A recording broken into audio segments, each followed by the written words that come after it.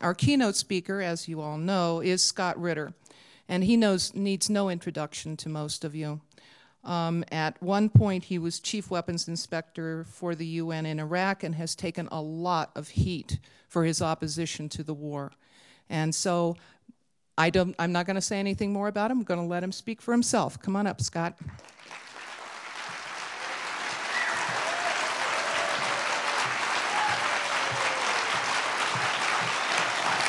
Well, thank you.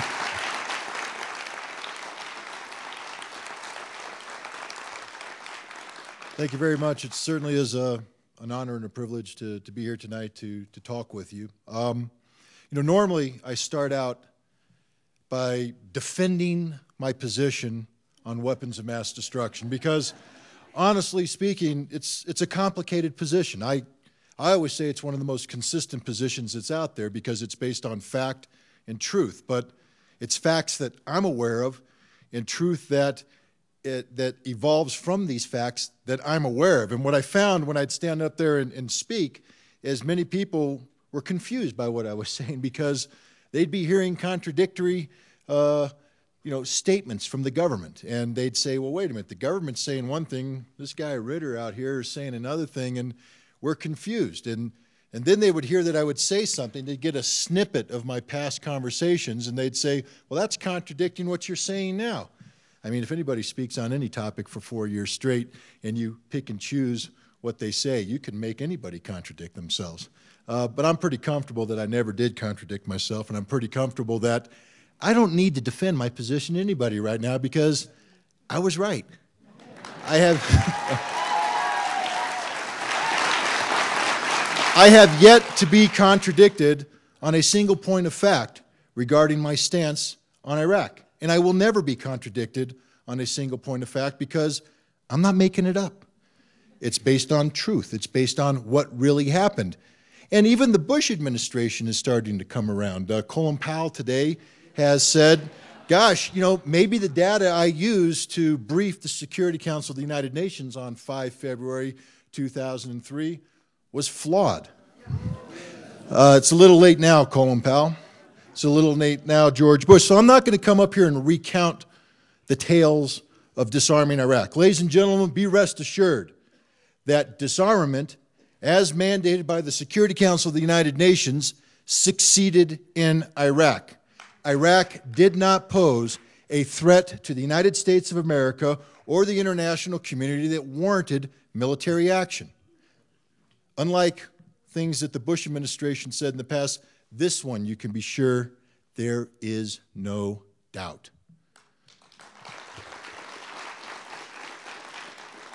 But you know what?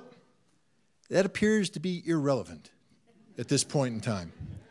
It's stunning that we have a situation today where our government has been caught out in one of the biggest lies told in modern times. Ladies and gentlemen, what has transpired in the last 2 years is a graver abuse of honor and integrity by elected officials than Watergate.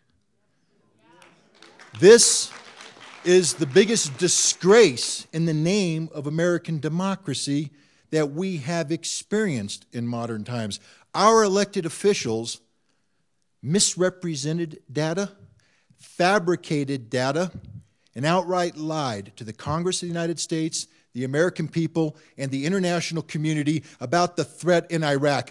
There cannot be any question that they honestly thought these weapons exist. The reason why I knew these weapons didn't exist is because I had access to the exact same information they had access to. You could not draw any other conclusion than the one I drew. Now, there's many people out there who were confused in the lead up to the war because they didn't have access to this information. George W. Bush and his administration do not have this excuse. Therefore, we cannot allow them to get away with saying we acted in good faith based upon the information available. This is a lie because based upon the information available, they knew there was no threat. We went to war in Iraq based upon a lie. 600 Americans have died. Tens of thousands of Iraqis have died. and no one in this country seems to give a damn. Now, I'm preaching to the choir here. You guys can out there and say, that's not true, I do, I care. You know what? You're a distinct minority. There's a majority of Americans out there right now that think we need to sweep into Fallujah to hold to account the Iraqis who attacked and killed 4 Americans. They think that that is a requirement of our presence in Iraq. Now, I was watching Dennis Kucinich on CNN the other day. He gave one of the best answers out there to a response by the CNN questioner. She said, I know you're against the war. I know you don't think we should be there, but now that we've had this horrific event, don't you think we need to do something? And he said, what do you want to do? Reinvade Iraq?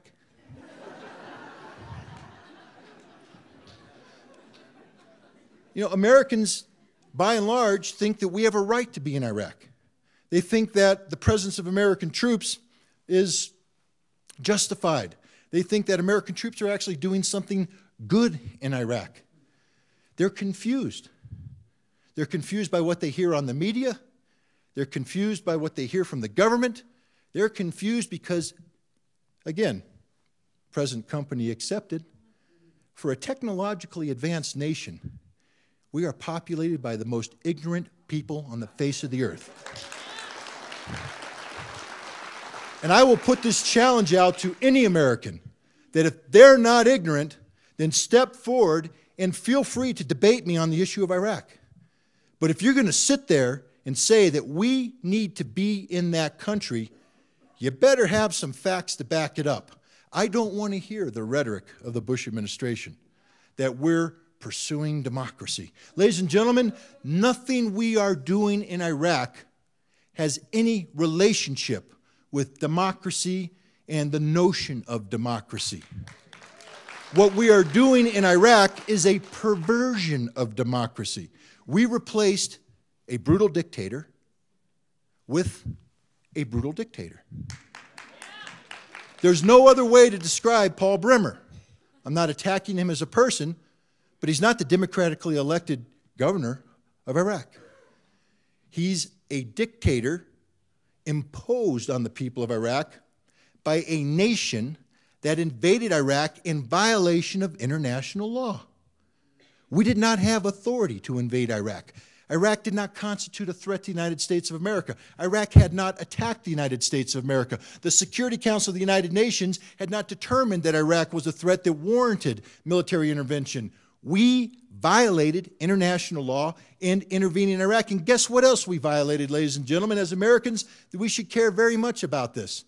We violated the Constitution of the United States of America, because Article 6 of that Constitution is very clear that when we enter into treaties and international agreements that have been ratified by 2/3 of the United States Senate, it becomes the supreme law of the land. Now, whether Bush doesn't like this or not is irrelevant, because that's what the Constitution says, and the Constitution is the supreme law. So when we wage war in violation of the United Nations Charter, which we have signed up to and which has been ratified by the United States Senate, we have violated the Constitution of the United States of America. Ladies and gentlemen, we're in Iraq illegally. Our troops, and I have nothing but the highest respect for troops. Remember who's talking to you tonight.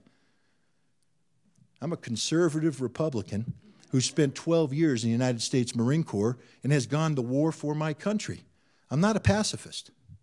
I would go to war for my country again in a heartbeat if I thought there was a threat worthy of military intervention. Iraq was no such threat. And right now we have American boys and girls in Iraq dying, killing, being mutilated, being psychologically scarred in a conflict that not only lacks in any justification, but a conflict that cannot be won. We lost this war the day we set foot in Iraq. We cannot win this war. It's an unwinnable war. It's nothing to applaud. It's something to be ashamed of.